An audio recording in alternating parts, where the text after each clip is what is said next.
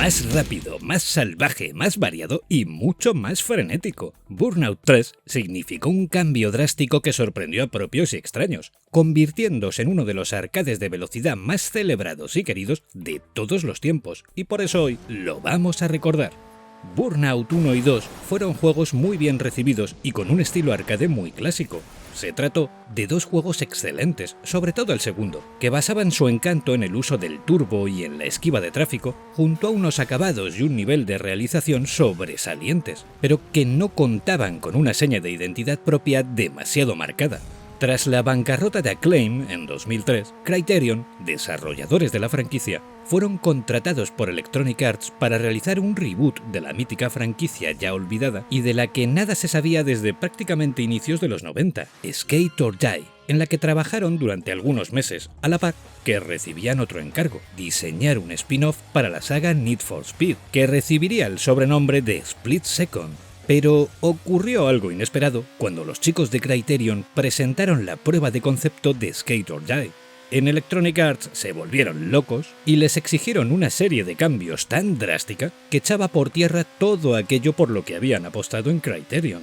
por lo que ni cortos ni perezosos rechazaron seguir con el proyecto y anularon también su participación en el spin-off de Need for Speed. Y en Electronic Arts se cabrearon bastante, hasta el punto de amenazar con destruir su imagen. Y esto no es leyenda, ya que Scott Ward, director creativo de Criterion por aquel entonces, hizo públicas estas declaraciones tras dejar el estudio.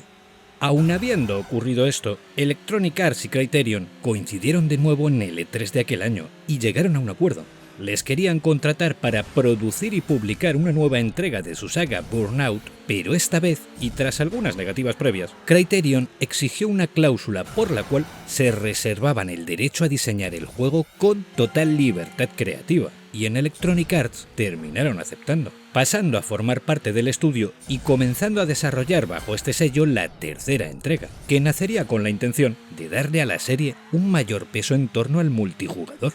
En un punto temprano, cuando aún en preproducción estaban definiendo cómo desarrollar un modo en línea para la serie, caen en la cuenta de que, seguramente, a los participantes online les daría por impactar y por empujar a otros rivales, y le dieron vueltas a cómo representar esos efectos en el juego, lo que fue derivando hacia un sistema de eliminación y de destrucción que hoy conocemos como Takedown.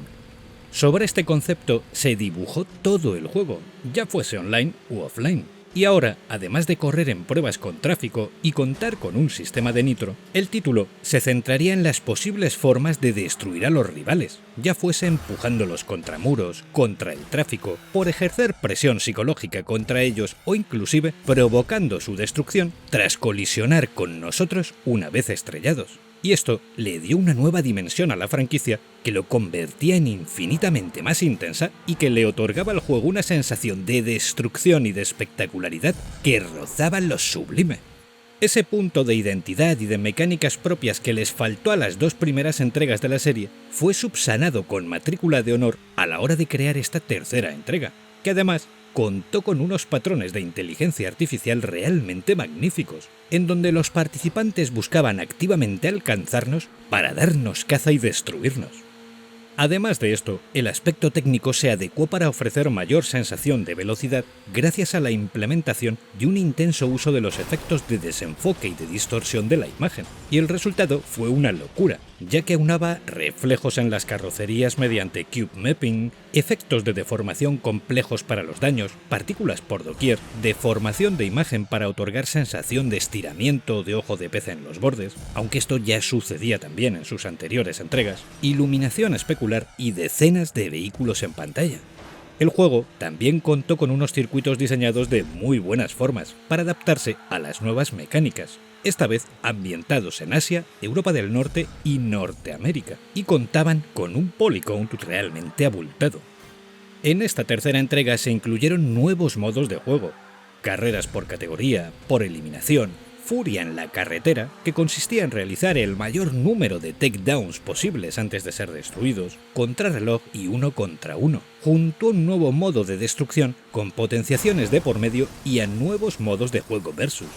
no solo era más emocionante, sino que resultó en un juego mucho más variado y con mayor número de pruebas, llegando a las 171. También se incrementó drásticamente la cantidad de vehículos, con más de 30 modelos en diferentes versiones, que iríamos desbloqueando con distintos requerimientos. Para optar a algunas de estas versiones tendríamos que acumular takedowns, otros los conseguiríamos en duelos y el resto superando pruebas en el modo principal. Es importante señalar que también cambió el modo en el que rellenábamos el turbo, ya que si bien este se cargaba con derrapes o esquivando de cerca el tráfico, ahora la cantidad máxima del mismo dependería de hacer takedowns. Y en caso de estrellarnos o de recibir nosotros uno de parte de un rival, menguaría ese máximo disponible. El turbo ahora resultaba más fácil de obtener y estaba pensado para emplearlo de forma casi constante en las carreras, sumando así otro grado extra de emoción, que demostraba a su vez lo bien planteado que estaba todo el juego en su tercera entrega,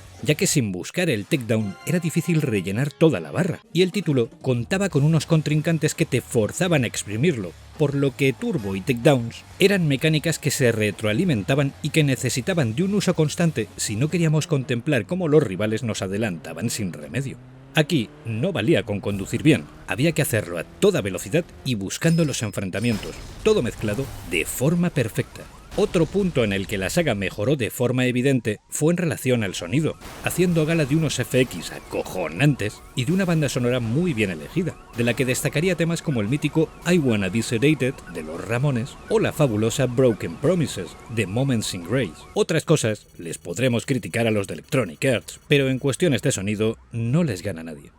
Quizá, como únicos puntos negativos, y me parecen menores, se podría decir que a nivel de ambientación costaba distinguir los circuitos, ya que la mayoría repetían iluminaciones muy similares y texturas compartidas, pero son defectos mínimos. Por otro lado, en el modo de destrucción, o crash, tenían demasiada importancia los potenciadores o bonuses que se encontraban dispersos por las pruebas y que desequilibraban en cierto grado esta parte del juego. Puntuabas más con menor caos generado, pero adquiriendo los bonuses, que generando mayor destrucción y sin ellos. Y esto era un poco extraño, pero la verdad es que seguía siendo un modo la mar de entretenido y sobradamente espectacular.